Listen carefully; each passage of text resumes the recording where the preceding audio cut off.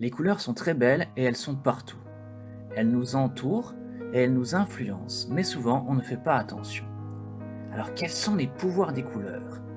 Mais d'abord, qu'est-ce qu'une couleur? Eh bien les couleurs, c'est de la lumière. Et oui, tu as bien entendu, de la lumière. En fait, la lumière a plusieurs longueurs d'onde, et donc les couleurs, ça va être les différentes longueurs d'onde que notre œil perçoit.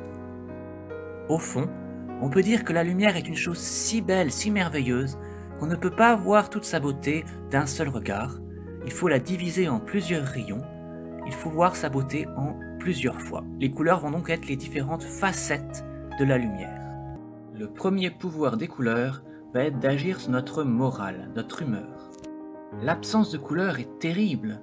D'ailleurs, on dit broyer du noir ou voir tout en gris. L'absence de couleur va être synonyme de tristesse. Par contre, on dira voir la vie en rose lorsqu'on est heureux. Le rose est la couleur de la joie. Le bleu, couleur de l'eau et du ciel, va être la couleur de la paix, de l'éternité, du voyage.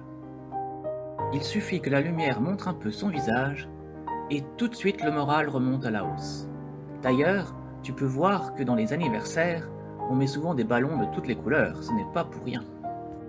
Le deuxième pouvoir des couleurs va être de rendre faux les mathématiques. Tu as sûrement appris que 1 plus 1 égale 2. Eh bien avec les couleurs, ce n'est plus vrai. 1 plus 1 peut être égal à 3 ou à 4 ou à 5 même. Ici, les mathématiques sont complètement dépassées. Ah, ça fait plaisir, pour une fois, c'est pas eux qui ont raison. En effet, chaque couleur va venir augmenter la beauté de l'autre. Par exemple, si je te dis du rouge plus du bleu, cela ne va pas donner la beauté du rouge plus la beauté du bleu, mais une troisième beauté, qui va être l'harmonie entre le rouge et le bleu.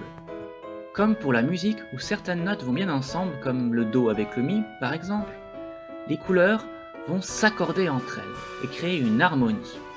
Les artistes recherchent cette harmonie, mais toutes les combinaisons de couleurs n'ont pas été trouvées, peut-être en trouveras-tu. Le troisième pouvoir des couleurs va être d'agir sur le commerce. En effet, les vendeurs vont assembler les couleurs pour nous donner envie d'acheter.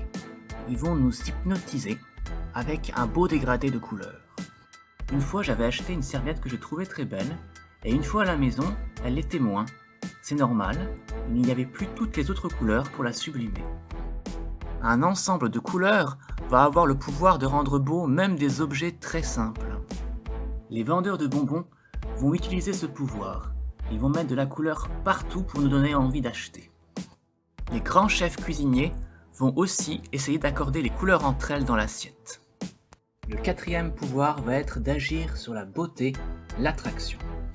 Une belle couleur va beaucoup agir sur la beauté d'un visage. Les couleurs de yeux vont ainsi ressortir, ou même les couleurs de cheveux. Certaines femmes aiment bien utiliser le rouge pour les vêtements, mais aussi pour s'en mettre sur les lèvres. Mais dans le monde de la nature, on trouve également beaucoup de couleurs pour nous attirer, ou pour nous éloigner. Le cinquième pouvoir des couleurs va être de nous aider à apprendre. Et comment les couleurs peuvent-elles nous aider à être plus intelligents? Eh bien imagine une leçon écrite en noir sur du papier terne. Berk, personne n'a envie d'apprendre ça. Tandis que si tu mets des couleurs, ah ça ressort, on a envie, ça motive à apprendre. Donc si tu veux utiliser des couleurs pour écrire tes cours, n'hésite surtout pas, cela va stimuler ton apprentissage. Si, je t'assure. Sixième pouvoir, symboliser le bien et le mal. Dans les films, les méchants sont souvent en noir. Dans Star Wars, le passage dans le côté obscur d'Anakin Skywalker se traduit par, quelque chose de très très sombre au niveau des vêtements. C'est parce que le noir est une couleur qui aspire la lumière, il ne la renvoie pas.